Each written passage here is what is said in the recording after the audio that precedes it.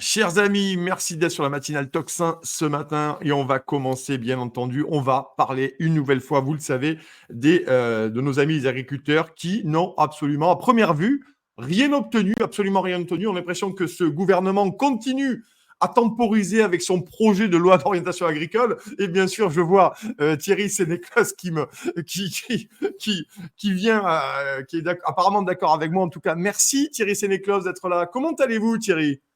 Bah ça va, mais bon, le moral est en berne. Le moral est Ouais. en berne. J'étais Mm. à la foire d'Autry là, il y a ce week-end, lundi de Pâques. J'ai Ouais, vu les collègues agriculteurs, on en discute. Bon, en vérité, on a que dalle, quoi. ouais, ouais. Et c'est ça qui est fou parce que quand même, on le sentait bien que le gouvernement la faisait en travers. Il y avait normalement cette loi de programmation agricole qui a été présentée cette semaine, mercredi matin, je crois, en Conseil des ministres. Mais on a quand même l'impression, Thierry, nous qui sommes journalistes et citoyens avant tout aussi, que franchement, ils baladent des agriculteurs. Les aides à la PAC n'ont pas été versées pour bon nombre d'entre vous. Et on a quand même l'impression que là, la goutte d'eau a plus que enjambé le vase. Hein. C'est les deux vases même maintenant. Moi, j'ai pas oublié, nous, on fait de la prestation de service en plus de l'exploitation agricole, donc des travaux Oui. agricoles, hein, de la récolte surtout. Mm. Et moi, j'ai un client que j'ai appelé ce matin qui ne nous doit pas grand-chose, hein, il nous doit 15 000 euros, c'est une somme énorme quand même.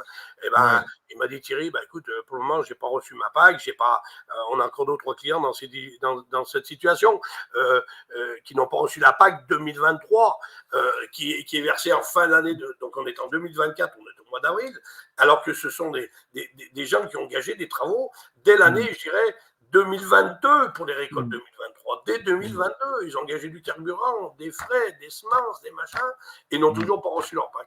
Donc Mm. on est dans une situation.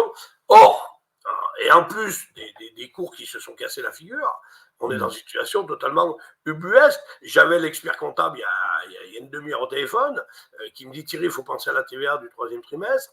Elle m'a dit c'est une situation totalement catastrophique. Donc, a priori, il va y avoir quelques dossiers d'aide pour les bio. A priori, ils ont décidé d'aider la filière bio, qui est une Ouais. filière qui finalement n'est pas pérenne et minoritaire. Mais elle m'a dit c'est des tonnes de dossiers à faire sur des triennales, tout ça, où c'est qu'on va aider. Donc, même le bio qui devait finalement être la solution à l'agriculture devrait vivre de son marché. Et ben, on voit très bien que le bio ne vit pas de son marché. Pourquoi? Parce que Mm. sur les productions légumières, ça peut Mm. encore se défendre. Sur les productions céréalières, on voit que le marché n'est pas là et l'agro-industrie se détourne du marché bio français parce qu'elle trouve mieux et moins cher ailleurs par des Mm. accords de Ouais. libre-échange, y Mm. compris interne à l'Europe, où souvent, même à l'interne à l'Europe, la Mm. concurrence est déloyale et elle est faussée. Oui, en tout cas, en bio, moi, je peux en témoigner dans mon petit village de l'Hérault. J'ai un hypermarché. Le rayon bio, ça fait un mois, il a été littéralement enlevé. Il n'y a plus de rayon bio, c'est terminé. Ils l'ont carrément enlevé, remplacé par autre chose. Donc, on voit bien qu'il y a un problème. Mais Thierry, je voulais qu'on parle de ça. Et merci Thierry Sénéclos d'être là ce matin. Hein. Vous êtes agriculteur céréalier. Vous avez été un des porte-drapeaux, notamment de la Révolte agriculteur dans la Drôme. On vous a beaucoup vu sur l'autoroute A7 notamment. Et merci Thierry de nous faire la confiance de venir sur Toxin pour nous en dire un peu plus. La PAC, concrètement, la PAC, elle est versée, on est d'accord, par l'Union européenne à l'État. Et ensuite, qui vous la reverse, vous C'est la MSA qui vous la reverse, la PAC? Non, la PAC, elle est reversée par la DDT, la Direction Voilà, départementale, voilà, et oui. qui est Oui, sous contrôle du ministère de l'Agriculture. oui. Donc le problème, c'est qu'on s'aperçoit, et on le voit malheureusement, c'est que les budgets de la PAC qui sont reversés pour l'agriculteur français, Ouais.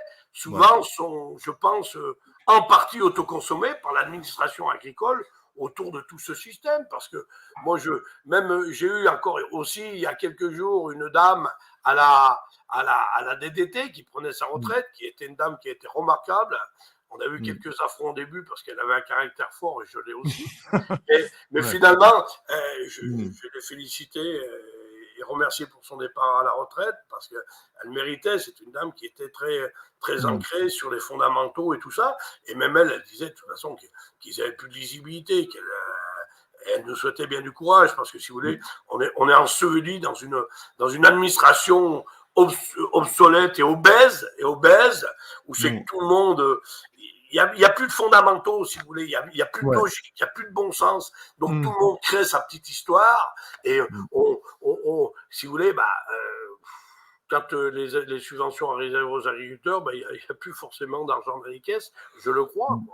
Non, Je mais le c'est crois. dingue. Ce que vous dites, Thierry, c'est dingue. C'est-à-dire que l'État qui est censé vous reverser la PAC, les aides de la PAC, de la politique agricole commune européenne, il faut toujours le dire, finalement, eh ben, ils ne peuvent pas vous la verser parce qu'ils ont décaissé ailleurs, ils ont dépensé ailleurs, et quand c'est à vous finalement d'être aidé, alors que vous avez dit, vous avez fait des dépenses, que ce soit dans le gazole, dans le routier notamment, et sur l'exploitation, eh ben vous, mais il n'y a plus. Il n'y a Bah plus, oui, c'est comme tout à le fait. dernier qui a lancé la chaîne, quoi. C'est la fameuse politique au fil de l'eau, hein, finalement, Mmh. premier arrivé, premier servi, et finalement, comme on Ouais. s'aperçoit que cette PAC ne compense plus finalement les chutes de prix agricoles auxquelles sont confrontés les agriculteurs français, Mmh. dans cette mondialisation, je dirais, qui est une concurrente féroce, où c'est que Ouais. tous ces Mmh. pays n'ont pas les mêmes charges que nous, je vois, y Mmh. compris en Europe de l'Est. Bah, de toute façon, j'ai l'impression que l'agriculture française, entre autres, mais pas que, puisqu'on voyait des Polonais qui manifestaient, on voyait Oui, des, oui. des, des Italiens, des Espagnols, finalement, Ah, tout le monde des a. Anglais, des Écossais aussi, des Voilà, Anglais, des voilà. Écossais. Et j'avais une personne du Chili au téléphone il y a quelques jours qui venait acheter une moissonneuse en Europe parce qu'ils ne trouvent pas là-bas les produits d'occasion. Et eux-mêmes, par contre, c'est sûr qu'ils ont beaucoup plus de rentabilité avec nous que nous, puisqu'ils sont sur des prix, par exemple en colza, ils sont à 480 $ la tonne, où c'est que nous, aujourd'hui, on est péniblement à 350-400. Et là-bas, ils ont beaucoup de pluie, ils font 5 tonnes de colza à l'hectare, où c'est que finalement, 5 tonnes, 5 tonnes 5, où c'est que finalement, nous, sur la majeure partie du territoire français, on fait plutôt 3 tonnes 5, voire quelquefois 4 tonnes. Donc, si vous voulez, en n'ayant pas les charges qu'on a, ils comprennent qu'ils ont des bilans positifs et ils se permettent de nous concurrencer. Mais moi, j'ai l'impression que de toute façon, malgré tout en France, on est sur l'application du plan Marshall. On est en train de saboter l'agriculture française, quoi. Ah Totalement. oui, oui, carrément, oui. Et donc vous dites, ouais, c'est fort, saboter l'agriculture française. Donc finalement, le gouvernement qui avait annoncé pas mal de choses, enfin annoncé, il n'a rien fait. Moi, j'ai quand même l'impression qu'il vous mène en bateau. Peut-être que je Oui, me bah trompe, mais écoutez, vous l'avez vu, serrer la main à M. Attal au salon de oui. l'agriculture, Mm, avec un ton assez ferme, mais très poli quand même. mm, Parce que je dois respecter la personne. Jusqu'à où, on ne sait pas. Parce qu'au bout d'un mm, moment, si vous voulez, quand vous êtes poussé à bout, vous pouvez ouais. dérailler. Et si Mm, beaucoup de gens déraillent, aujourd'hui, il faut se poser de bonnes questions. Monsieur mm, Attal avait demandé à Monsieur Damassin, son attaché à l'agriculture, de prendre mes coordonnées pour mm, avoir. ouais. Je souhaitais une véritable discussion avec Monsieur Attal, pour éventuellement, pas forcément les combattre, mais éventuellement voir s'ils avaient finalement les bonnes idées, les bons axes Mm, d'intervention pour répondre aux problèmes d'urgence des agriculteurs. Écoutez, j'attends toujours le rendez-vous, hein, j'ai que dalle. ouais. Après, il y a des syndicats, il y a des gens qui sont aussi intelligents que moi, qui sont capables de faire passer des messages. Mais on s'aperçoit quand même que soit M. Attal et le gouvernement nous prend pour des imbéciles, dans ce Mm, cas-là, il faudra qu'ils répondent, soit mm, ils n'ont pas les bons conseillers, ou ils n'ont pas, je ne sais pas. De toute façon, ça tourne en rond, ça ronronne. On voit très bien que finalement, dans tous les corps de métier, il y a des problèmes aujourd'hui budgétaires. Finalement, la lenteur de paiement des agriculteurs n'est que le reflet de la situation économique d'un État qui est totalement en faillite, je le pense.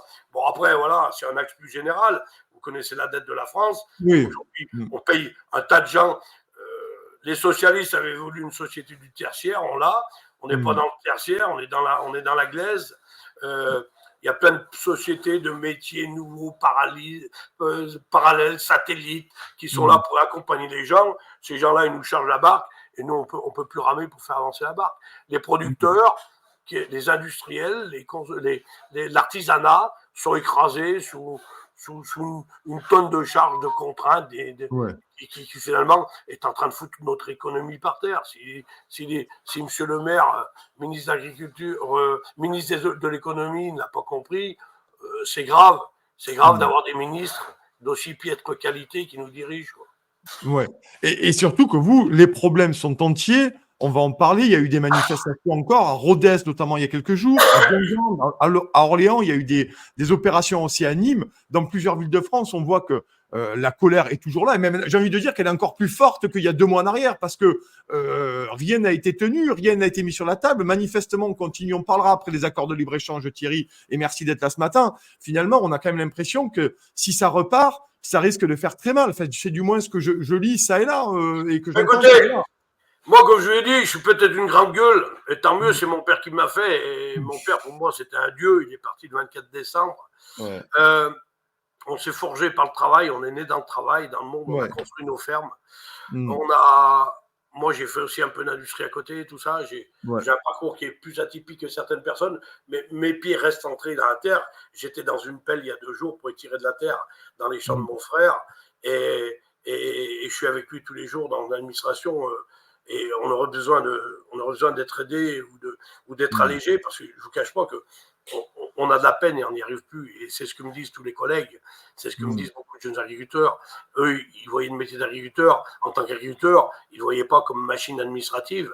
Et aujourd'hui, on est rentré là-dedans. Finalement, on se demande s'il y a un système pseudo-communisme, où c'est qu'on parlait de critiquer l'Ukraine il y a quelques années, où pour acheter un tournevis, il fallait 10 signatures. Mais on y est rendu.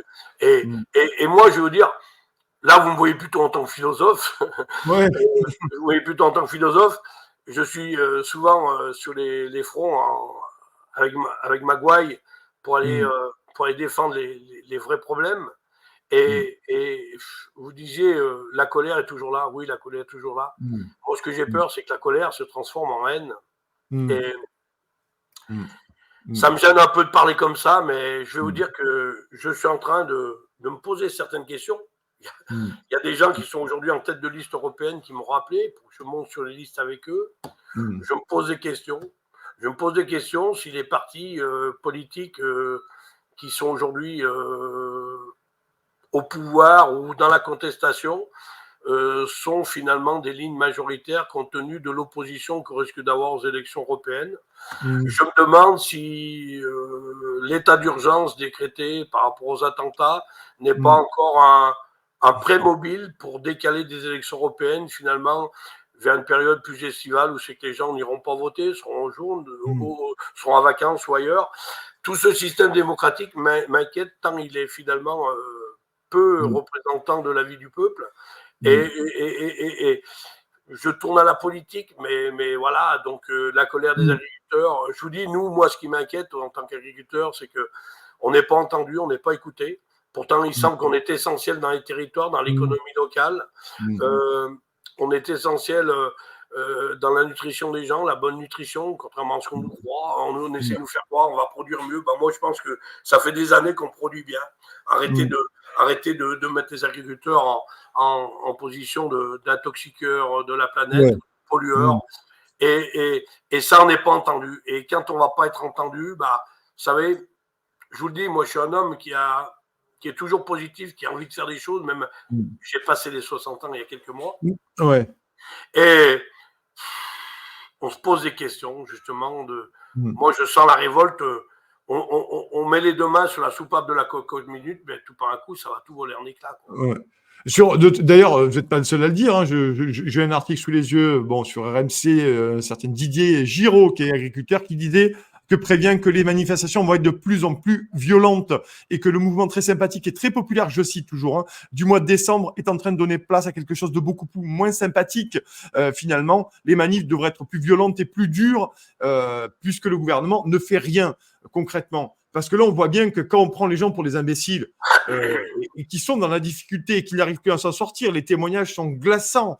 Et je pense que les Français, à la lumière des manifestations, Thierry, se sont aussi pour beaucoup rendus compte de votre condition concrètement et de l'importance et du rôle que vous avez dans la société française depuis très longtemps. Et vous l'avez dit, dans la façon de manger sainement avec des normes par lesquelles vous êtes totalement écrasé. C'est un peu le but aussi. Je vais vous faire il y a un parallèle que je fais souvent. Ouais. Dans les années 80, les gens se nourrissaient, achetaient de la viande.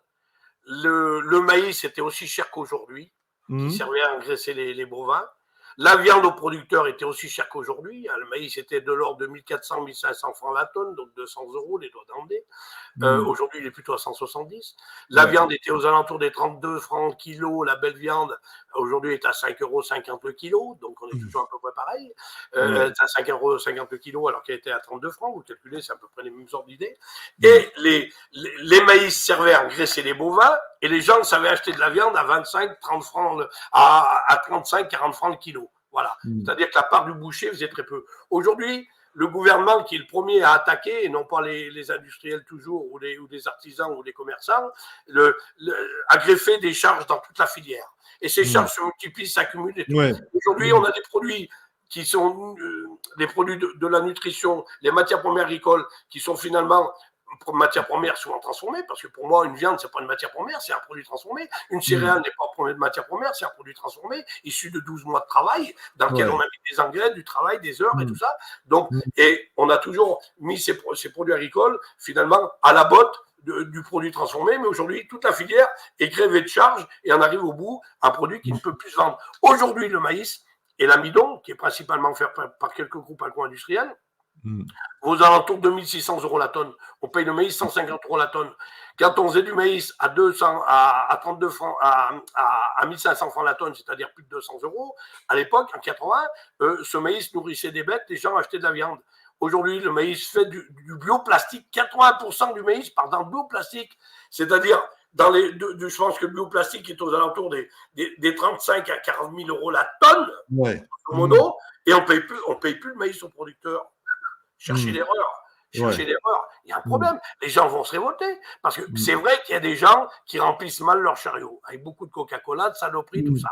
Mais j'ai vu aussi des dames qui remplissaient leur chariot avec des produits modestes et qui n'y arrivent plus.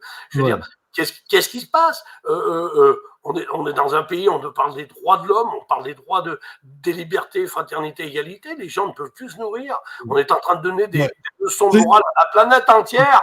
Au Maroc, les gens se nourrissent avec du maïs plus cher que chez nous, avec des pouvoirs d'achat de 300 € par mois. Qu'est-ce qui se passe dans cette société qu'ils ont mis en place? Ce sont les responsables politiques qui ont mis cette société en place. Mais vous avez raison de le dire, parce que c'est vrai que, d'ailleurs, Marc Fesneau l'avait dit au début, il faut un patriotisme économique, mais quand vous avez détruit la société, l'économie française, les gens aujourd'hui peuvent pas à un moment donné se nourrir sainement avec le budget qui est le leur et l'argent disponible qui est le leur. Enfin, effectivement, il y a quand même... Moi, je dis, je le répète, il faut supprimer les charges sur toutes les filières courtes, agricoles, artisanales, commerçantes, parce qu'on est en train de crever le travail. On a baratiné aussi sur les médias pendant des années que les gens n'auraient plus le même métier toute leur vie, qu'il fallait qu'ils changent de patron. Là, il y a eu ça a été le glyphosate de l'emploi, ça. Ça a été le glyphosate de l'emploi. On a vraiment, finalement, on a conditionné les gens à une société déstabilisée où c'est qu'aujourd'hui, elle n'a plus de repères, elle n'a plus de fondamentaux. Tout est très cher et les gens crèvent de faim et pourtant les producteurs crèvent de faim aussi. Alors, il va falloir remettre de l'ordre dans la maison. Je ne sais pas comment. J'ai mon idée, moi, personnellement. Comment remettre de l'ordre dans la maison. Mais de toute façon, il va falloir que les politiques, aujourd'hui, qui sont en place, fassent le travail, remettre de l'ordre dans la société ou dégagent. Alors, soit on attend les systèmes électoraux pour les dégager et c'est pas compliqué. Ça s'appelle mettre un bulletin dans l'urne. Et moi, j'appelle tous les gens à ne pas aller à la pêche le 9 juin. Les élections ne sont pas reportées, parce que, à mon avis, j'ai du nez, je pense que les élections vont être reportées. Allez mettre leur budget dans et allez voter. Il y aura bien un candidat qui plaira à vos idées. Moi, vous savez, aujourd'hui, j'étais quelqu'un de droite. J'écoute la France Insoumise, ils ont aussi certaines fois de très bonnes idées.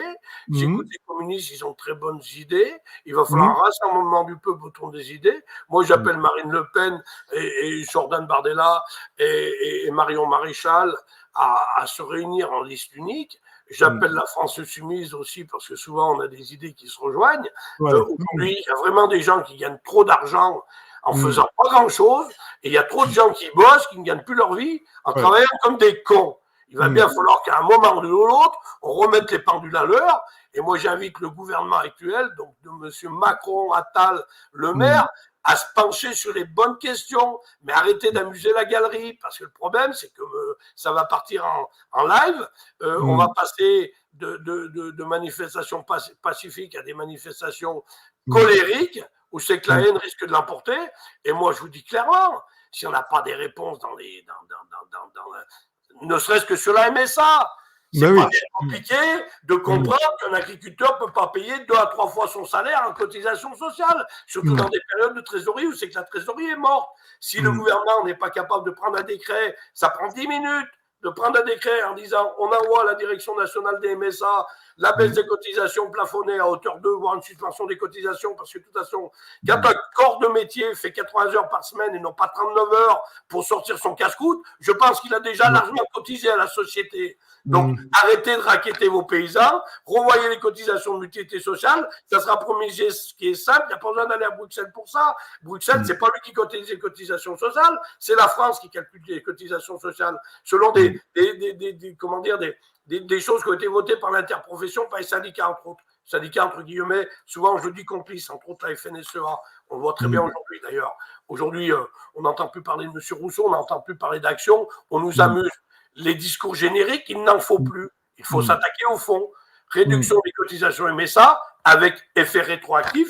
Aujourd'hui, on est en train de nous sucer la trésorerie. Je vous l'ai dit, nos fermes sont dans des états pitoyables, particulièrement dégradés. On va avoir très peu d'argent sur la remise en état des fermes. Là aussi, il me semble qu'il pourrait y avoir autre chose. Et en plus de ça, on retire l'argent qui nous reste avec la MSA. Comment on va faire? Comment va-t-on faire? Alors moi, je dis, s'il n'y a pas des actions rapides qui sont prises pour que les prix agricoles ne soient plus calqués sur un système mondial, mais sur un système réel de coûts de charges et de contraintes, de coûts de production. Si les cotisations MSA ne sont pas recalculées, si les contraintes à l'irrigation ne sont pas moins importantes, j'ai assisté cette semaine à une réunion à Haute-Rive, d'ailleurs entre autres sur l'irrigation d'une vallée qui s'appelle la Galore, sur les pompages en rivière, on nous amuse.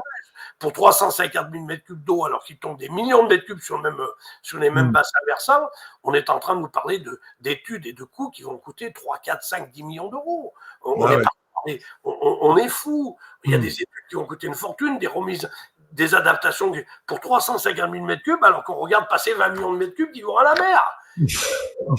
On a affaire à des illuminés, des allumés qui nous dirigent. Moi, ces gens-là, je ne veux plus les voir sur mon exploitation. On va leur botter le cul. Je veux dire, on va leur botter le cul. Et maintenant, j'invite M. Attal, M. Le Maire à se pencher sur les vrais problèmes rapidement et sur M. Macron. Arrêtez de dilapider l'argent des agriculteurs et mettez-vous au boulot parce que les Jeux Olympiques arrivent, mais il n'y aura pas que des Jeux Olympiques. De toute façon, tout par un coup, il va falloir qu'on monte à Paris et on va sortir ces gens des hémicycles et du Palais Bourbon. Hein. On va arrêter de rigoler là au bout d'un moment. Là. On vous sent à juste titre très énervé, Thierry Sénéclos, ce matin. Et moi, je vous remercie d'être là, en tout cas, pour nous donner. Il nous reste encore 3 minutes, Thierry. Je sais que c'est court, mais vous savez, c'est le jeu des matinales. Les accords de libre-échange, là, on voit bien que Emmanuel Macron n'a pas du tout la clé, n'a pas du tout la main, n'a pas du tout le pouvoir pour arrêter ces accords de libre-échange, notamment le Mercosur et les autres.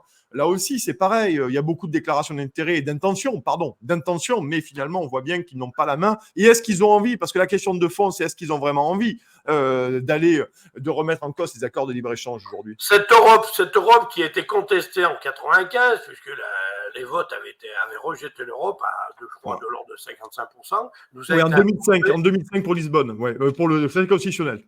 2005. Oui, non, mais les élections de 95 aussi. Et non, il y a eu 92 Maastricht et 2005. 92 Maastricht, voilà. Ouais. Bon, où c'est qu'on avait rejeté massivement cette entrée dans cette Europe qu'on nous a imposée. Aujourd'hui, on voit, vous avez l'exemple du TAFTA. Le TAFTA qui a été signé, je crois, en 97, adopté par l'Europe, pas en 97, a été adopté, si, c'est ça? C'était CETA, non? Le CETA peut-être. Le CETA, oui. C'était 2017, effectivement. Voilà, 2017. Et rentré en application parce que l'Europe l'a voté. Et il vient au vote sur les États membres aujourd'hui. Et même si les États membres rejettent, de toute façon, il sera appliqué. Donc, il est appliqué sans que les États membres votent. Et il est appliqué même si les États votent contre. À quoi ça sert de faire voter les États? On voit bien qu'on est à la soumission d'une Europe. Cette Europe, il faut en sortir. Il faut, moi, j'appelle Monsieur Bardella, j'appelle les partis. Il faut sortir de cette Europe. Il faut sortir de cette Europe. Sinon, on va en crever. Cette Europe est sous la mainmise des États-Unis, du contrôle de l'OTAN, des États-Unis. Et cette Europe, finalement, les Américains sont en train de faire quoi? Ils sont en train de nous faire perdre notre temps. Ils sont en train de gagner cette guerre mondiale, qui est la guerre de l'alimentation. C'est la guerre des Blackstone, des BlackRock, de tout ça. Il faut sortir de cette Europe. Moi, je pense qu'il faut sortir de cette Europe. Ou alors refonder l'Europe, mais j'ai l'impression que j'ai peur que le temps démocratique ne soit plus adapté à l'urgence. Et peut-être qu'il n'y a plus de temps démocratique au sein de l'Union européenne, Thierry. C'est peut-être la question que je me pose. En effet, comme vous le dites si bien, le temps démocratique de l'Union européenne, il est totalement, je veux dire, il est bafoué. Il est bafoué. Puisqu'on nous impose tout, soit par décret, soit par vote, qui finalement n'ont pas été votés par les pays, pas adoptés, comme le prévoient les résolutions. Donc, de toute façon, on nous prend pour des imbéciles. Donc, voilà. Écoutez, moi, je crois que, malheureusement, avec tout le bon sens et le moral qu'il faut garder. Je crois que malheureusement, on ne va pas vers des beaux jours et nos amis agriculteurs, je leur souhaite bien du courage. Hein. Je leur souhaite, et moi-même, je dis au sein de l'exploitation avec Frédéric, on en parlait encore ce matin, on se pose des questions, des moments, on arrive, on dit on va tout balancer. Ouais. Alors qu'on travaille 60, 70 heures. Moi, j'ai déjà prévu samedi, dimanche, s'il fait beau, d'être dans les champs pour essayer de reprendre de l'avance pour pouvoir en blâmer. On ne sait même pas si on va pouvoir faire les semis de printemps dans des bonnes conditions. Les terres ne sont pas remises en état. On a eu de la flotte tout l'hiver, les terres ne sont pas remises en état. Comment faut faire? Eh bien, en tout cas, Thierry, merci beaucoup d'être venu ce matin avec nous, de parler avec votre gouaille, vous le dites, hein, vous parlez fort, vous parlez vrai, et on aime bien sur Tocsin les gens comme vous qui nous disent véritablement les choses et qui nous donnent leur ressenti sans langue de bois. Bien entendu, Thierry Sénéclose, vous êtes agriculteur céréalier dans la Drôme et vous avez été un des porte-drapeaux du blocage de la SED notamment. Thierry, on vous souhaite beaucoup de courage et on va se reparler très vite parce que vous allez revenir bien sûr sur Tocsin pour nous dire comment ça évolue tout ça. Voilà, d'ici le 9 juin en tout cas. Je prévois des petites actions, pas forcément fortes, mais très puissantes dans les temps à venir. D'accord, ben, on vous fait confiance, on vous a déjà vu à l'œuvre concrètement, donc vous nous tiendrez informés de ça. Merci beaucoup Thierry d'être venu ce matin sur Tocsin pour nous donner votre avis et vos réactions en tout cas par rapport à la politique du gouvernement sur l'agriculture. Merci Thierry, passez une excellente journée. Merci à vous. Merci à vous.